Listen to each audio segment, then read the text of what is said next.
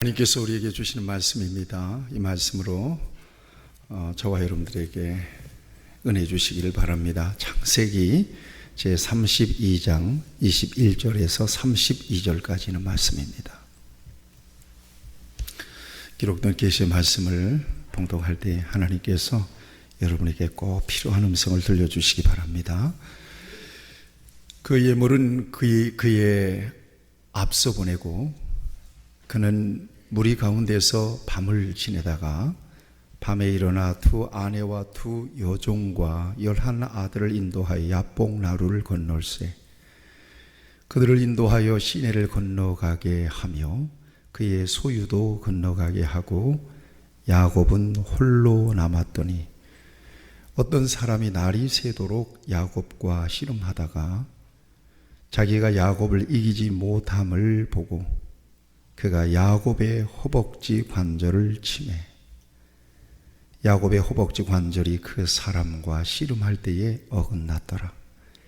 그가 이르되 날이 새려 하니 나로 가게 하라. 야곱이 이르되 당신이 내게 축복하지 아니하면 가게 하지 아니하겠나이다. 그 사람이 그에게 이르되 내 이름이 무엇이냐? 그가 이르되 야곱이니이다. 그가 이르되 내 이름을 다시는 야곱이라 부를 것이 아니요 이스라엘이라 부를 것이니 이는 네가 하나님과 및 사람들과 겨루어 이겼음이니라. 야곱이 청하여 이르되 당신의 이름을 알려주소서. 그 사람이 이르되 어찌하여 내 이름을 묻느냐 하고 거기서 야곱에게 축복한지라. 그러므로 야곱이 그곳 이름을 푸니엘이라 하였으니 그가 이르기를 내가 하나님과 대면하여 보았으나 내 생명이 보존되었다 함이더라. 그가 푸니엘을 지날 때 해가 돋았고 그의 허벅지 다리로 말미암아 절었더라. 그 사람이 야곱의 허벅지 관절이 있는 두 분의 힘줄을 쳤으므로 이스라엘 사람들이 지금까지 허벅지 관절에 있는 둔부의 힘줄을 먹지 아니하더라. 아멘. 자, 오늘 말씀의 제목은 주보에 나와 있는 대로 환도뼈의 교훈이라고 정했습니다. 오늘 이 말씀을 통해서 저와 여러분들이 큰 은혜 받으시기를 축복합니다.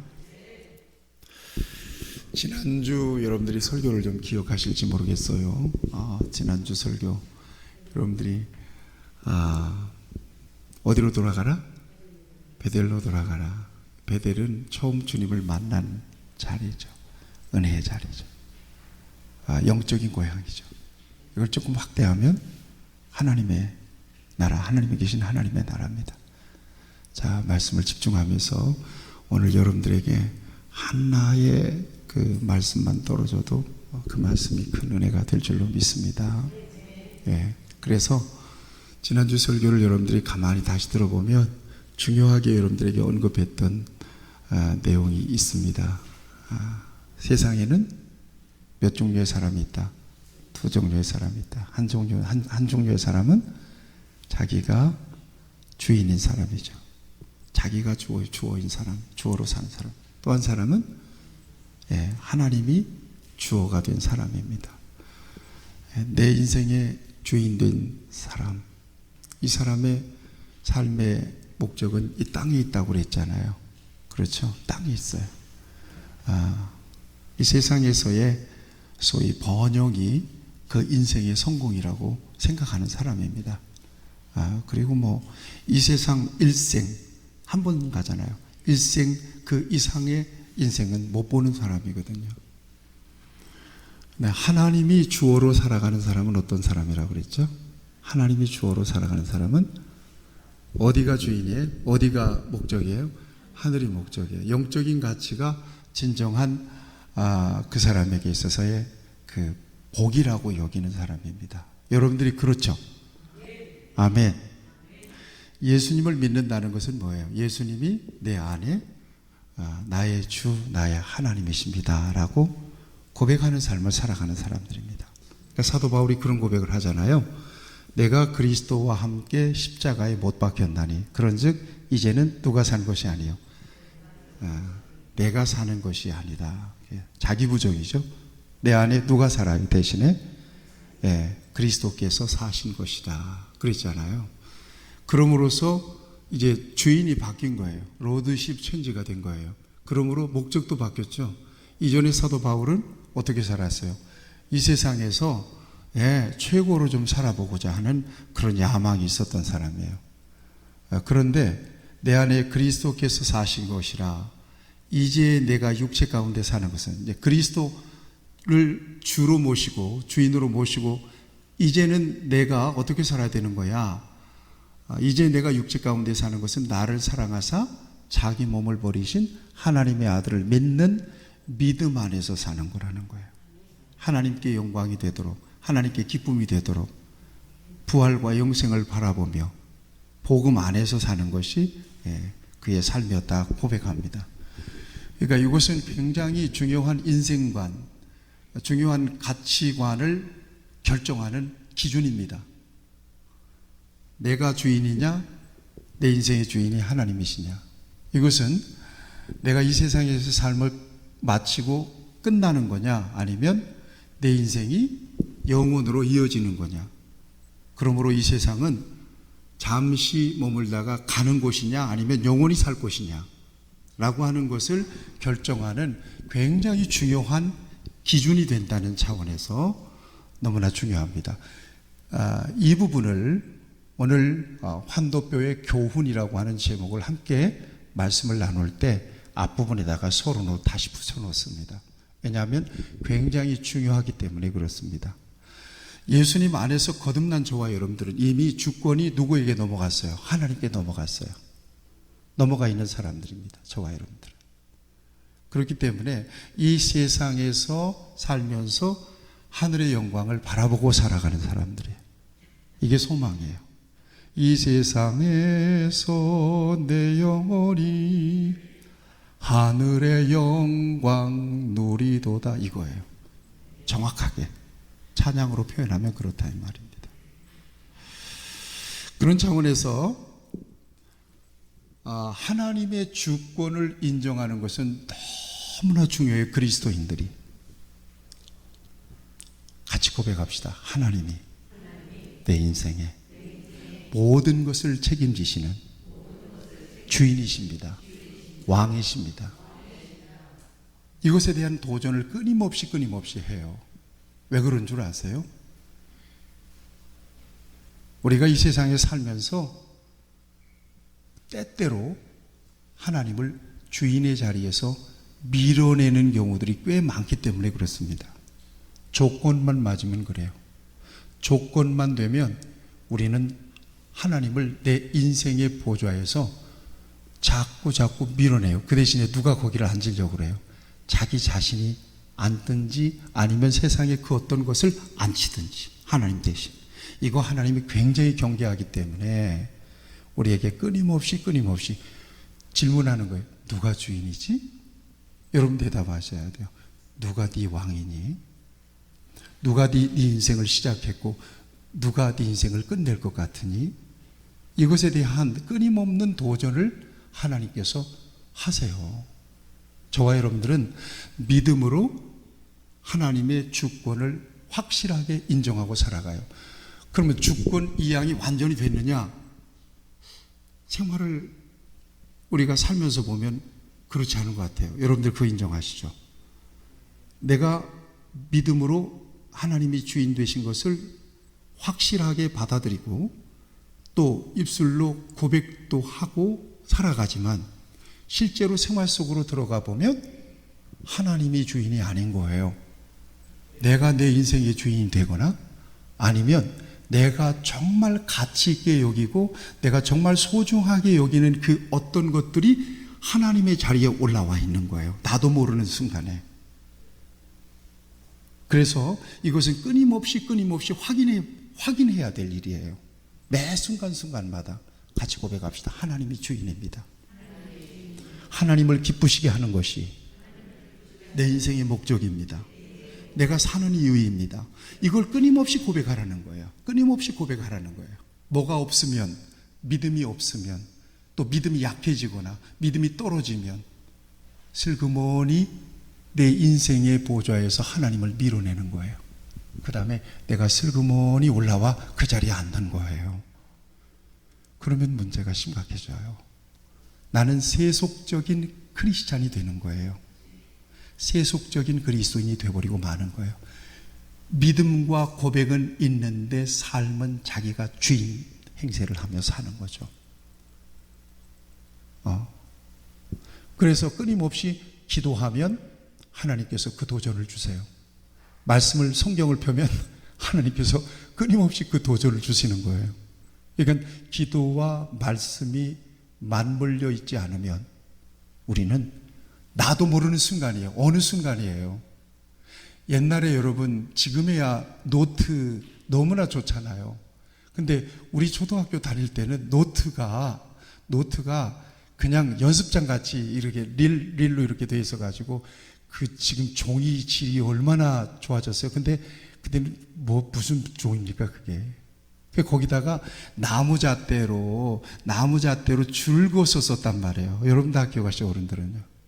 나무잣대로 줄 그어서 썼단 말이에요. 근데 나무잣대는 요즘 투명 잣대이기 때문에 딱딱딱딱 해서 맞추면 반듯하게 그을 수 있는데 나무잣대로 긋다 보면 어떻게 맨 마지막으로 가면 나는 정말 열심히 최선을 다해서 잘 그었는데 희한하게 삐딱한 거야. 나중에는 이게 한 줄도 아니고 두 줄도 아니야. 이거 한 줄을 치면 좁아지고 두 줄을 치면 좁아지고 한 줄을 남기면 너무 넓고 이런 상황이 돼버려요. 우리 그리스도인의 삶이 끊임없이 원점에서 분명하게 신앙을 고백하고 그 다음에 나 자신의 삶에 대한 분명한 영적인 도전. 누가 주인이니? 그건 누가 하는 거지? 그건 누가 해야 되는 거지? 누구의 기쁨을 위해서 사는 거니? 너 누구의 영광을 위해 사는 거니? 이런 분명한 확인과 도전이 없으면 어느 순간에 내 인생은 삐딱하게 가는 거예요. 그리고 어느 순간에 자기가 주인이 딱 돼서 앉아서 자기를 호령하고 자기 마음대로, 자기 뜻대로, 자기 기분 내키는 대로, 자기 감정대로 행하면서도 입술로는 하나님은 내 주인입니다 라고 고백하고 있는 거예요. 이런 이중성을 보이게 된다는 것입니다. 따라서 이 부분에 대한 도전은 굉장히 중요해요. 하나님께서는 끊임없이 도전해요. 누가 왕이냐, 누가 주인이냐 이거예요. 그런 차원에서 보면 정말로 하나님이 좋아하는 사람이 어떤 사람일까요? 믿음의 사람이에요. 왜냐? 믿음으로만 하나님을 주인으로 인정할 수 있기 때문에, 왕으로 인정할 수 있기 때문이에요. 그래서 우리가 잘 아는 히브리서 11장 6절 말씀, 믿음이 없이는 하나님을 기쁘시게 할 수 없나니 하나님께 나아가는 자는 반드시 그가 계신 것과 또한 자기를 찾는 자들에게 상 주시는 이심을 믿어야 할지니라. 믿는 자들을 좋아하세요. 믿음 안에서만 하나님이 주인 되시기 때문에 그렇습니다. 자명하죠. 그러면 하나님이 정말 싫어하는 사람은 어떤 사람일까요? 당연히 믿음이 없는 사람이에요. 믿음으로 하나님을 인정하지 않는 불신자들이에요. 왜냐? 엄연히 그들의 인생도 하나님이 주인인데 믿음이 없으니까 하나님이 주인으로 인정을 하지 않는 거예요. 여러분 다윗을 보면요, 하나님이 굉장히 좋아했어요. 근데 다윗의 삶이 완벽했기 때문에 하나님이 좋아한 것은 아니에요. 흠결이 많아요. 아브라함도 마찬가지예요. 사실 아브라함이 무슨 하나님 부름받고 난 다음에 아브라함을 우리가 엄청나게 미워하잖아요. 근데 아브라함의 인생을 뒤져보면 굉장히 허점이 많아요. 이삭은 안 그래요? 다 똑같아요. 야곱은 안 그렇습니까? 이제 야곱 보겠습니다만. 그런데 중요한 건 믿음이 있었어요. 고백이 있었어요. 예배가 있었어요. 그래서 빗나간 자리에서 얼른 돌이킬 수 있어요. 하나님이 하십니다. 또 하나님은 그렇게 환경을 만들어 주세요. 하나님은 돌이키도록 만들어 주신다고요. 끊임없이 도전해 주신다고요.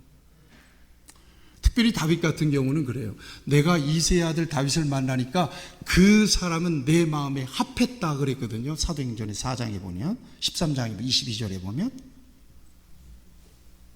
그런 걸 보면 다윗이 흠결이 많은 사람이었지만, 인격적으로 결함이 많은 사람이었지만, 도덕적으로 흠결이 많은 사람이었지만, 그는 철저하게 하나님의 주권을 인정했다는 거예요.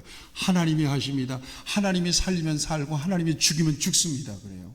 여러분, 밧세바를 범하고 난 다음에 왕이었던 사람이에요. 다윗이 왕이었던 사람이었잖아요. 얼마든지 하나님을 의식하지 않았다면 싹 뭉개버리고 끝냈을 겁니다. 자꾸 나단 선지자 와가지고 주절거리잖아요. 몇 명 딱 보내가지고는 나단 선지자 없애버리고 완전히 입을 봉해버릴 수도 있었을 것입니다. 그런데 하나님을 의식하잖아요. 하나님이 죄에 있다고 하면 자기가 피할 곳이 없다는 것을 알았어요. 여러분, 이걸 하나님이 기뻐하신 거예요. 이걸 좋아하시는 거예요. 저와 여러분들이 목사이기 때문에 도덕적으로 흠결이 하나도 없다, 윤리적으로 도덕적으로 정말 우리 목사님은 정말 반듯하다, 그렇게 얘기하면 나는 스스로 거짓된 자리에 설 수밖에 없어요. 저도 여러분들과 똑같아요. 어쩌면 성직자이기 때문에 더 흠결이 더 확실하게 드러날 수도 있어요. 그렇지만 저는 내 인생에 완전한 주권이 하나님께 있다라고 하는 사실을 인정합니다. 그래서 나의 부족이 발견될 때 하나님 앞에 회개합니다. 하나님 앞에 돌아가야 합니다.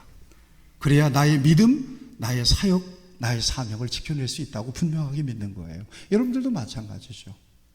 믿음 안에 있다고 하면서도 여러분들은 도덕적으로나 윤리적으로나 세상에서 흠결이 많은 분들이에요. 그럼에도 불구하고 주일이면 이처럼 어김없이 하나님 앞에 나와 나는 죄인입니다, 하나님의 은혜 아니면 나는 살 수가 없습니다라고 고백하잖아요. 하나님이 이걸 좋아하세요. 그걸 확인받기를 원하세요. 적어도 주일에 은혜를 충만히 받더라도 한 사흘 이틀 정도 가면 은혜가 다시 식어지고 다시 꺼질 수 있습니다.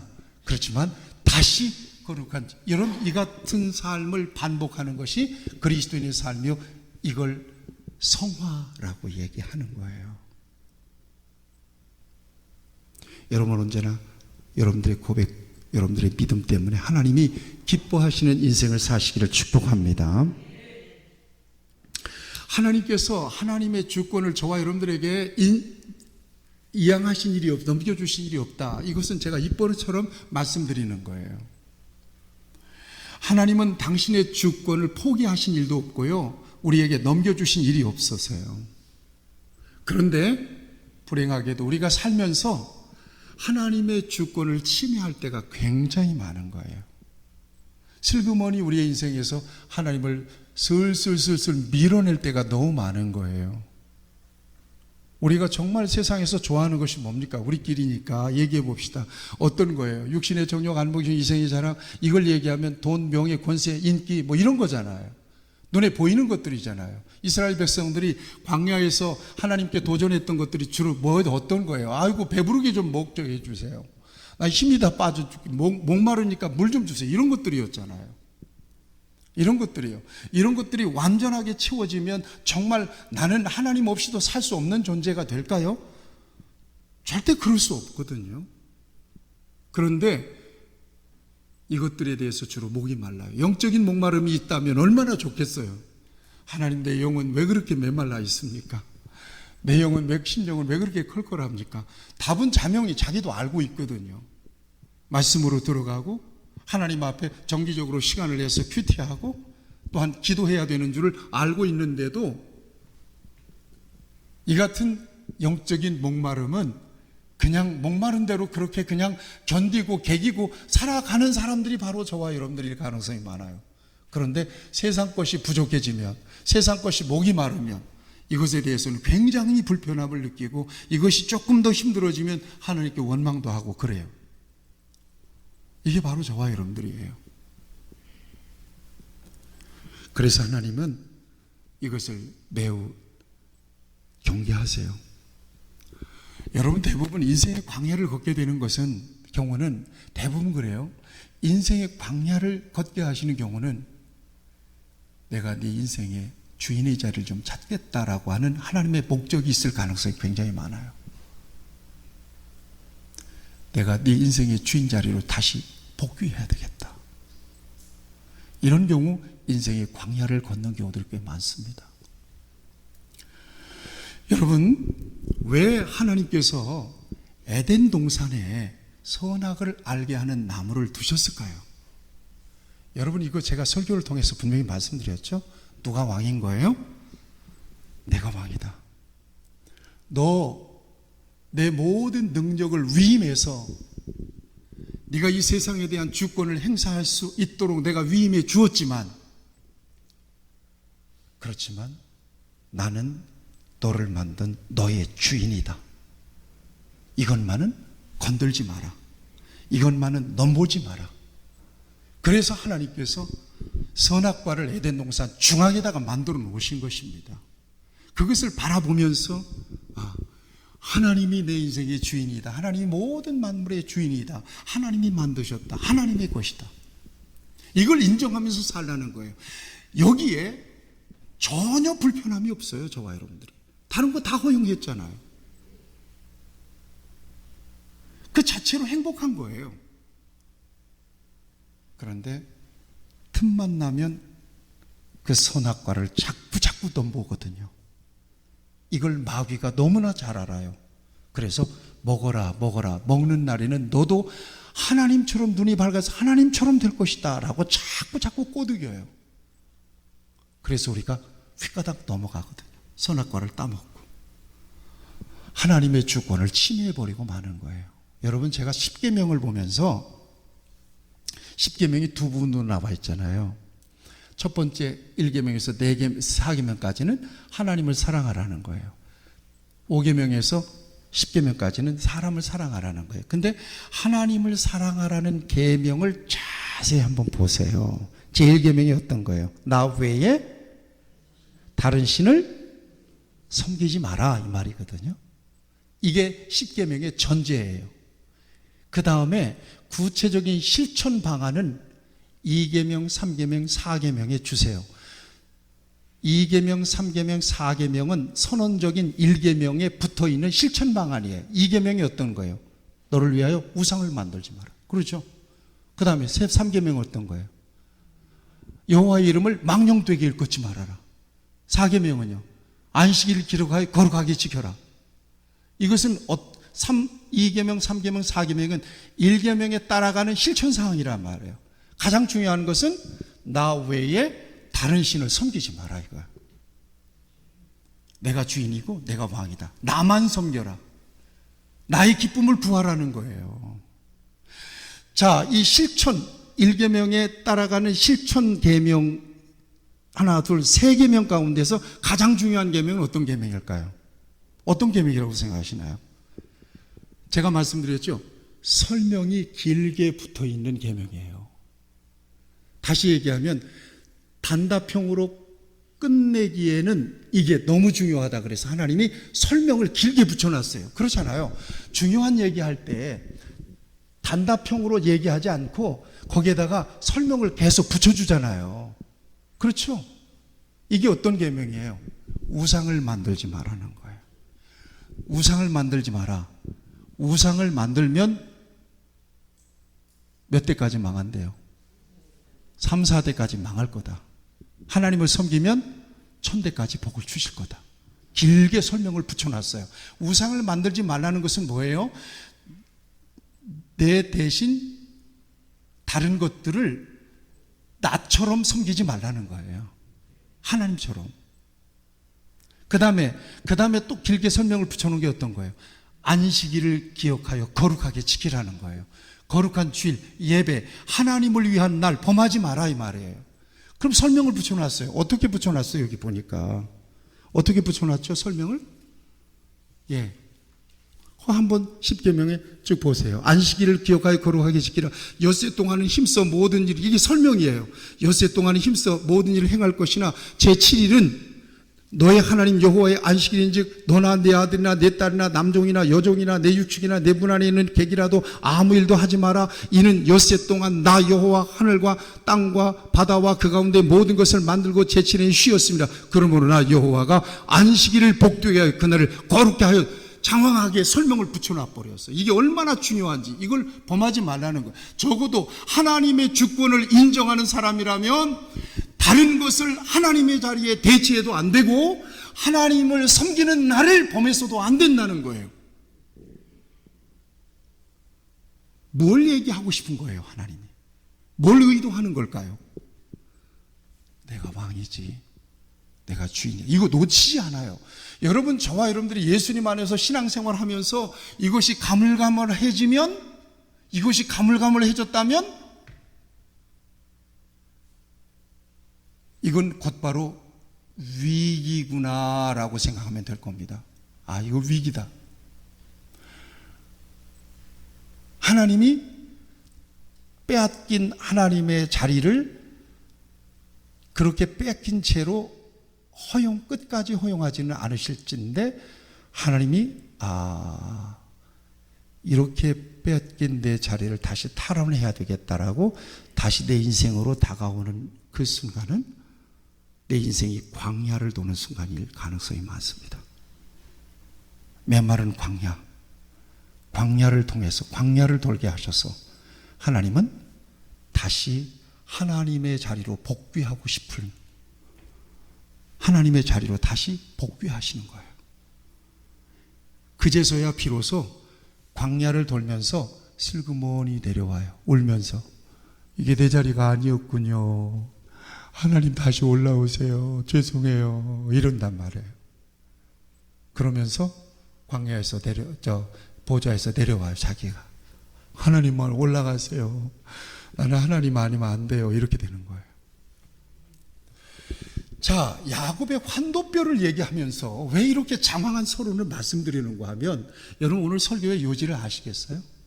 환도뼈가 어떤 의미 있는 줄 아시겠어요? 야곱을 우리가 굉장히 미화하잖아요.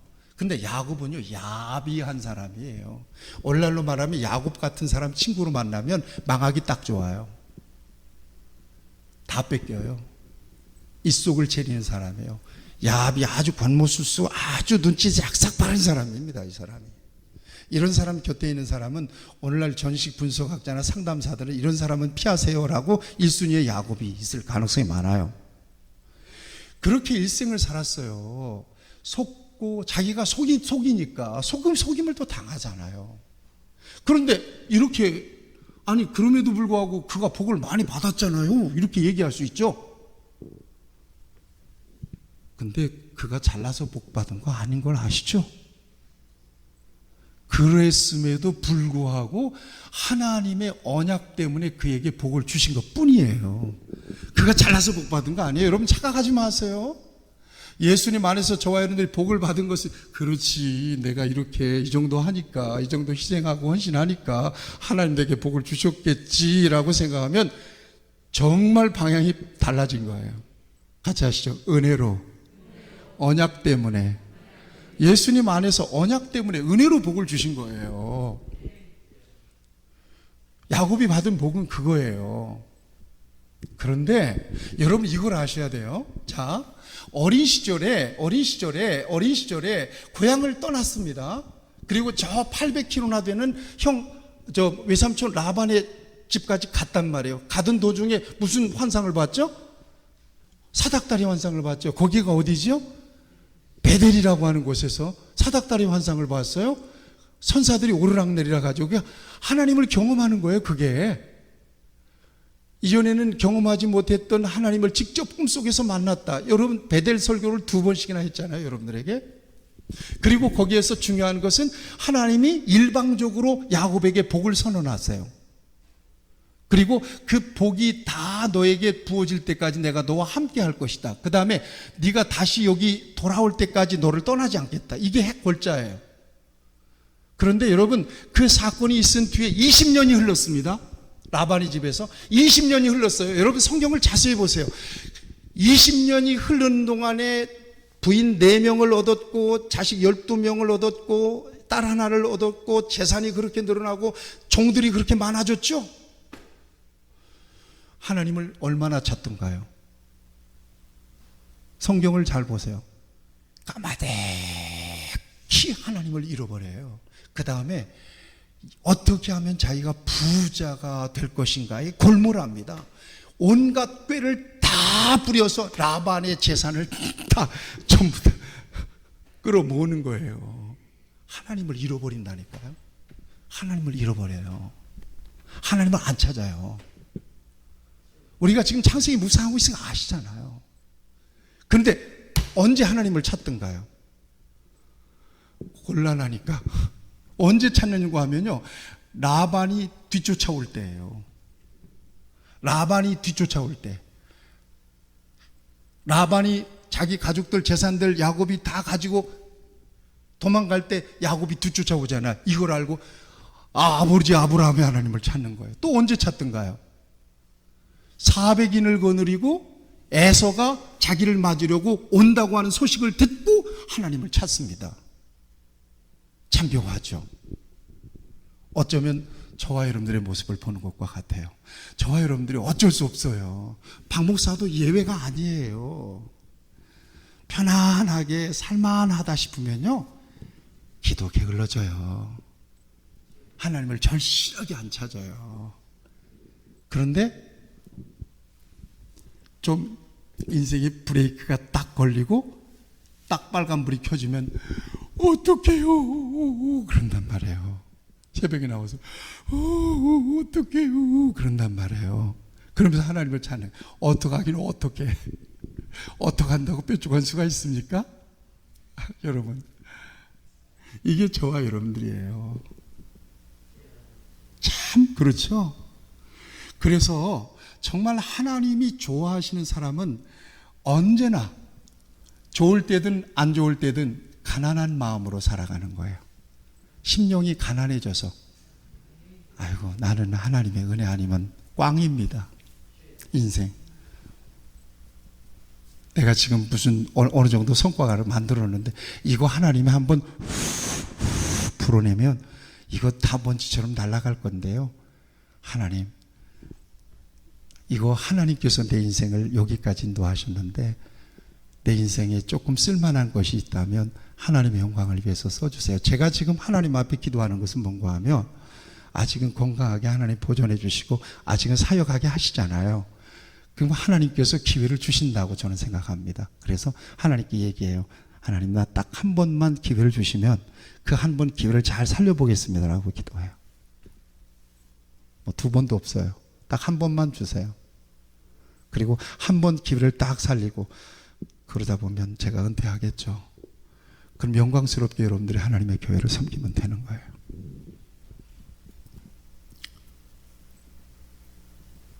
그런 거예요. 인생이라는 게. 살만하면 하나님은 안 찾아요. 그런데 광야에 딱 들어서면 자기 혼자 견디기가 어렵잖아요. 그러니까 어떻게 찾아요? 자기 하나님을 찾는 게 아니야. 동원할 것 다 할아버지 하나님, 아버지 자기 하나님, 하나님 아버지 이런단 말이에요. 어? 근데 그 순간에 나는 좀 괴로울 수 있지만 하나님 편에서 보면 자식, 그리고 하나님 배시시 미소를 지으실 수 있어요. 하나님은 기분 좋으신 순간일 가능성이 많아요. 여러분, 그러나 정말 그런 위기 속에서 하나님을 찾기보다 저와 여러분들이 일상 속에서 하나님이 아니면 내 인생에 답이 없습니다라고 하는 분명한 고백을 가지고 사시는 저와 여러분들이 되기를 축복합니다. 그러면 매 순간 하나님이 정말 기뻐하시는 삶이 될 거라는 거예요. 자, 그런데 지금 보세요. 지금 본문 상황은 어떤 상황인가 하면 지금 에서가 400명을 거느리고 야곱을 쫓아온대요. 근데 에서와 야곱은 지금 앙숙이란 말이에요. 에서는 지금 20년 전에 장자, 자기가 받을 복을 야곱이 받아 챙긴 것에 대해서 앙심을 품고 있는 거예요. 어느 정도냐? 죽여버리겠다는 거예요. 20년 동안 그 앙숙이 성숙해서 완전히 해서 이제 폭발할 정도에, 야곱이 온다고? 알았어. 400명을 딱 거느리고 군사를 거느리고 야곱을 향하여 갈 때 에서의 마음이 어떻겠느냐는 거예요. 단칼에 끝내버리겠어. 저것뿐만 아니라 뭐라 부인, 애들 없어. 그냥 끝내버리겠다는 거예요. 이 에서의 분노의 마음을 누구보다도 잘 아는 사람이 야곱이에요. 그래서 어떡할 거나, 어찌할까. 이 부분 우리가 새벽에 큐티하면서 그랬어요. 어찌할까 해야 아무 소용없어. 뾰족한 수 없다니까. 어떡하지 하지 말고 어떡하라고요? 기도해야죠. 근데 야곱이 보세요. 이 정도예요. 짐승을 3떼로 나누죠. 그래서 종들을 먼저 보냅니다. 거리를 두고. 야, 저기 지금 어느 정도 거리냐면 저기 저 대신교회 있는 쪽 그 정도 멀리 가게만, 더 멀리 저기 저 시청 쪽까지 멀리 가. 그 다음에 한 팀 또 보내는 거예요. 그 다음에 또 한 팀 딱 보내는 거예요. 그러니까 야곱이 예서가 400명 부대 거느리고 오다가 무슨 떼를 만났는데 물어볼 거 아니겠어요? 이거 뭐냐 그랬더니 우리 주인이에요. 에서 형님에게 주신 선물입니다. 우리 주인은 저기 지금 오시고 계시는데요. 이러고 3때가 지나갈 때 에서의 마음을 누구로 뚫어보려고 했던 거예요. 여러분, 그러나 이것은 인간적인 수단과 방법일 뿐이라는 거 아시죠? 그래서 에서의 마음이 누그러진 건 아니에요. 그리고 오늘 본문 말씀 상황 보세요. 자, 야복강이에요. 야복강. 이 야복강을 건너는데 가족들을 쫙 먼저 보냅니다. 자, 그런데 누구부터 보냅니까? 두 아내 가운데서 두 여종의 11아들 인도하여 야복강을 건너죠. 그 다음에 짐승들까지 다 건넵니다. 소유도 건너가게 하죠. 23절에. 그렇죠? 그 다음에 24절을 보세요. 완전히 겁을 먹어가지고 이건 좌불안석이에요. 어떻게 할 수가 없는 거예요. 어떡하지? 형 해성하고 오면 어떡하지? 이러고 있는 거예요. 오죽하면 싹 건너고 야곱이 홀로 남았더니, 이게 굉장히 중요해요. 이 순간에 야곱이 홀로 남았는데 나는 여기 하나님의 의도가 있다고 보는 거예요. 야곱을 다시 혼자 세워서 하나님이 대면하고 싶었던 거예요. 그래서 야곱이 홀로 남아서 하나님을 대면했던 자리의 이름이 브니엘이에요. 브니엘이라고 하는 말은 하나님의 얼굴이라는 말이에요. 하나님이 야곱의 얼굴을 똑바로 보고 싶은 거예요. 1대1로 보고 싶은 거예요. 1대1로 만나서 한번 따져보고 싶었던 거예요. 야곱이 홀로 남았어요? 이때 여기 오늘 본문 말씀 보세요. 어떤 사람이 그와 씨름할세 그러잖아. 24절에 보니까 어떤 사람이 날이 새도록 야곱과 씨름할 때 하나님의 얼굴이 나타난 거예요. 하나님이 그에게 나타난 거예요. 야곱이 얼마나 절실했겠어요. 그래서 씨름하잖아요. 씨름할 때, 여러분들 씨름할 때, 저는 씨름 선수여 봤으니까 알아요. 등치가 어릴 때부터 컸으니까 씨름 선수로, 초등학교 때도 씨름 선수로 내보내더라고요. 씨름을 해. 삿발을 온 힘을 다해서 잡아야 씨름이 돼요. 이것은 육신의 씨름이 아니에요. 영적인 씨름이에요. 지금 야곱은 뭔가를 붙잡아서 자야 되는 상관순간이에요. 어떡하지? 불안이 떠나지가 않는 거예요. 분노한 형 에서의 얼굴이 막 떠오르고 말이죠. 금방 우리 식구가 다 그냥 피비린내 나는 말이죠. 살육을 당할 것 같고 혼자 이 사실을 아는 야곱은요, 고민을 떨쳐버릴 수가 없는 거예요. 어떡하지? 그런데 그때 하나님이 나타난 거예요. 사람으로 현현하셔서. 당신이 하나님이 그냥 잡은 겁니다. 이걸 야곱은 그냥 잡은 거예요. 얼마나 세게 잡았으면 안 놓는 거예요. 얼마나 세게 잡았으면 환도뼈를 치잖아요.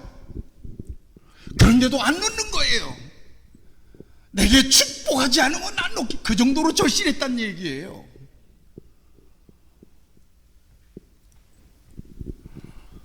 그런데 하나님이 그의 환도뼈를 치잖아요. 쳤는데도 안 놓는 거예요. 쳤는데도 여러분 환도뼈가 어딘 줄 아시죠? 요 고관절이 있는 부분이에요.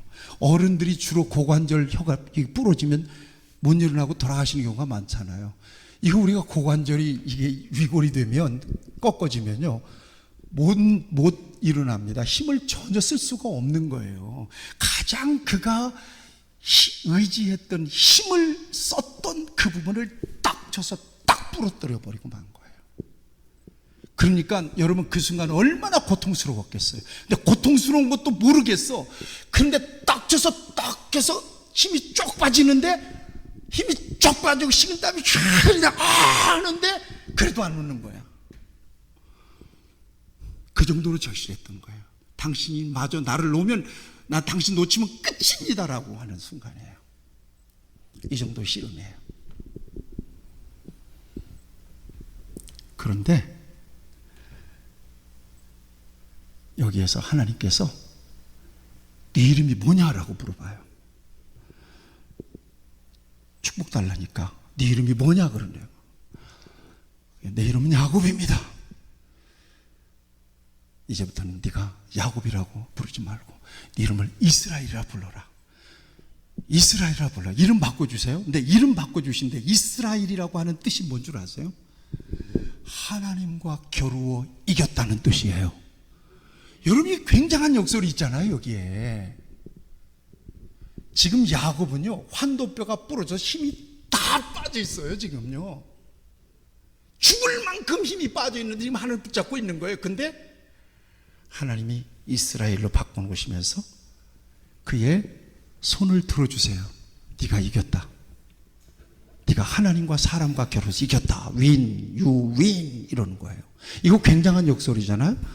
여러분 생각하세요. 내게 축복하세요 그랬는데 그 정도로 씨름하듯이 완전히 뼈가 부러지듯이 하나님을 붙들었다면 하나님께서 축복해야지 그런 경우에. 그런데 축복은커녕 환도뼈를 부러버리고는 완전히 절름발이가 되고 완전히 인간의 힘이 다 빠졌을 때 그제서야 네가 이겼다라고 이야기한단 말이에요. 여기에 굉장한 이 환도뼈에는 굉장한 비밀이 있는 거예요. 인생의 진정한 승리가 어디 있느냐? 환도뼈를 묵상해 볼 필요가 있어요.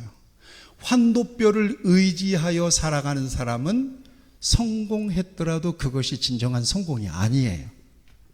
이해하시겠어요? 환도뼈가 의미하는 것이 어떤 거예요? 우리가 의지할 수 있는 육신의 힘이에요, 지식이에요, 지혜예요, 경험이에요, 물질일 수 있어요, 인기 있어요, 권력이 명예일 수 있어요. 우리가 정말 하나님을 대신해서 야곱이 그렇게 살았잖아요. 환도뼈에 의지해서 온갖 술수를 다 부리며 잔꾀를 다 부리며 그렇게 살았잖아요. 그런데 그가 지금까지 의지하여 살아왔던 그 환도뼈 가장 중요한 인생의 힘을 완전히 꺾어버리는 거예요. 완전히 꺾어버리는 거예요. 그래서 힘 못 쓰게 만드는 거예요. 그리고 나서 역설적이 네가 이겼어 이래주는 거예요. 여러분 진정한 인생의 승리가 어디 있는 거예요? 하나님은 그런 의미에서 정말 우리 인생의 환도뼈를 노리고 계실지 몰라요. 네가 정말 의지하는 게 뭐냐? 네 지식이냐? 경험이냐? 돈이냐? 뭐냐? 세상의 권력이냐? 세상의 명예냐? 세상의 인기냐? 아니면 네 자식이냐? 희한하잖아요. 하나님이 아브라함이 그 독자 이삭을 왜 시험의 도구로 쓰시나요? 그거 환도뼈예요.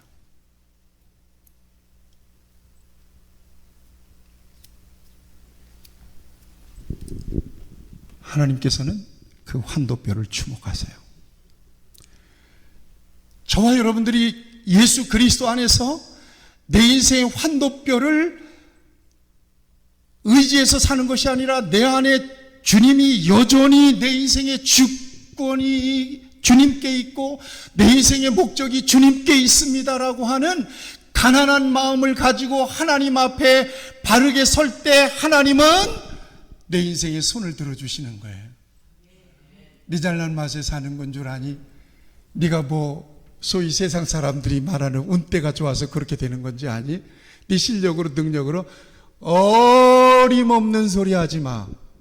오직 너는 나의 은혜만 필요한 존재라는 거예요. 은혜 없이는 너는 아무것도 아니라는 거예요. 환도뼈 꺾었다. 힘써 볼래? 한번 힘써 봐라. 여러분, 저는 환도뼈를 이렇게 묵상합니다. 여러분의 환도뼈는 어떤 걸까요? 그것이 꺾어지지 않는 한은 진정한 성공자가 아니에요. 나는 내가 의지할 수 있는 것은 아무것도 없습니다. 내게 허락된 모든 것은 다 하나님께서 내게 은총으로 주신 것들입니다. 내가 앞으로 할 수 있는 일도 없고, 과거에 내가 이루어 놓은 모든 것들, 그거 다 하나님께서 내게 허락하신 은총입니다. 그저 하나님은 내 인생에 이 급수를 너무 잘 아시는 하나님이기 때문에 나는 하나님 앞에서 꼼짝없이 나는 하나님만 의지하고 하나님만 바라보고 가야 되는 인생입니다. 내 인생은 선물입니다. 가족도 선물입니다. 직장도 선물입니다. 내 물질도 선물입니다. 내게 맡겨주신 사역, 내 힘으로 할 수 없잖아요. 생각하세요. 그런 차원에서 이 환도뼈와 인생의 승리는 굉장히 중요한 관련이 있는 거예요. 너무나 엄청난 확연하게 드러나는 욕설이 있잖아요. 내 힘이 빠져야, 내가 가난해져야, 나는 나 아무것도 아닙니다라고 자기 부정이 일어나야 손을 들고 항복합니다. 이래야 하나님께서는 진정으로 네가 이겼다라고 이스라엘로 살아가게 하시는 거예요. 기도하십시다.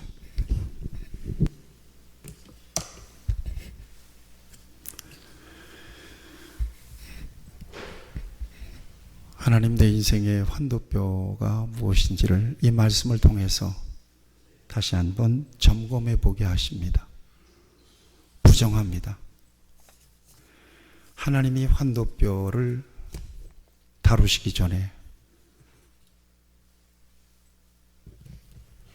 나는 하나님의 은총이 아니면 은혜가 아니면 설 수 없는 인생임을 가난한 마음으로 고백합니다. 나는 더 이상 야곱으로 살지 않기를 바랍니다. 이스라엘로 살아가기를 원합니다. 내 힘으로 살지 않기를 원합니다. 하나님을 의지하여 살기를 원합니다. 주님 도와 주시옵소서. 예수님의 이름으로 기도하옵나이다. 아멘.